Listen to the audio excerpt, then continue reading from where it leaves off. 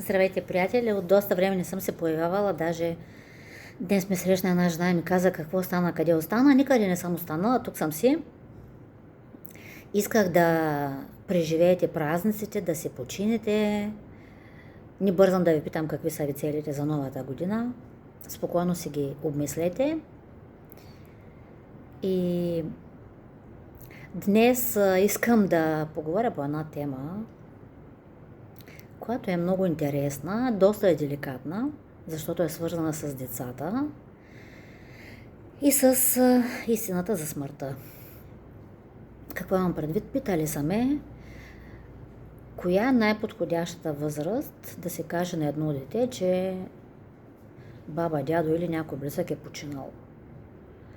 И също така на няколко пъти вече работя с такива деца, от които е скривана истината, и работя, за да коригираме последиците. Страха, паническите атаки и такива други подобни симптоми. Сега, относно възрастта, според мен няма еднозначен отговор на каква възраст точно можем да кажем и не можем да кажем. Всичко зависи от детето. Но все пак до 3-4 годишна възраст, когато децата са толкова малки и те въобще не разбират, че нещо има край, тогава не можем да им кажем за смъртта на някого.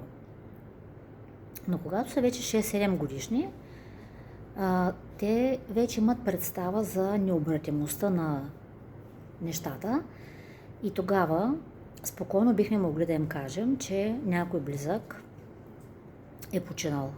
Разбира се, по подходящия начин, не с някакви тежки обяснения и описания на картини, не с някакви метафори от типа на заспал завинаги, които събуждат страх от децата. Може да се обясни, да се свърже, например, с човешкото тяло, че, примерно, дядо вече толкова е остарял, тялото му не работи и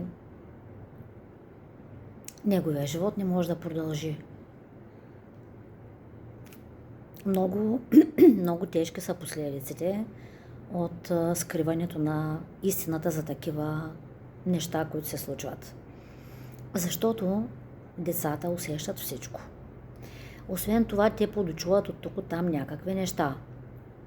Особено ако човека, който е починал по някакъв начин, самоубийство или някакви такива по-особени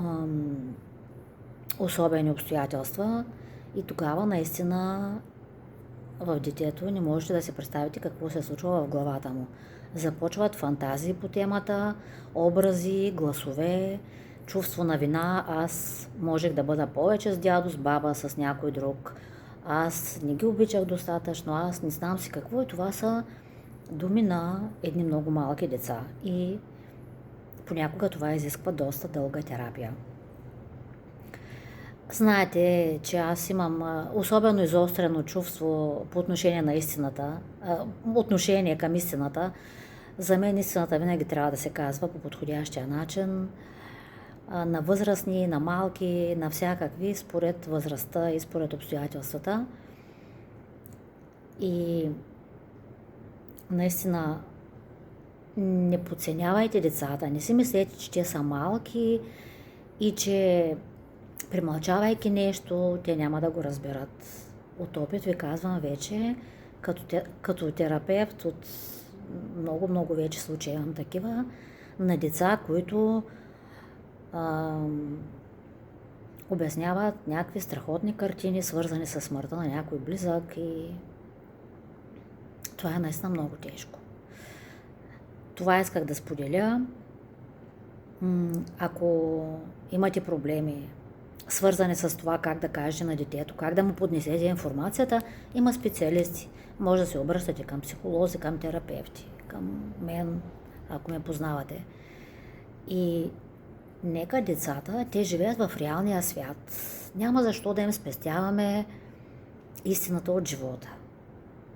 И те да живеят зад пердета, зад някакви такива завеси. Затова нормално е, няма да ги нараните, когато им кажете истината по подходящ начин, точно обратното. Ще ги нараните, когато не им я кажете и когато те след това разберат по някакви случайни начини. Аз съм Людмила Людмилова, вашия семейен терапевт и констелатор. Добре дошли сте при мен по всякакви теми, които ви тревожат. До скоро!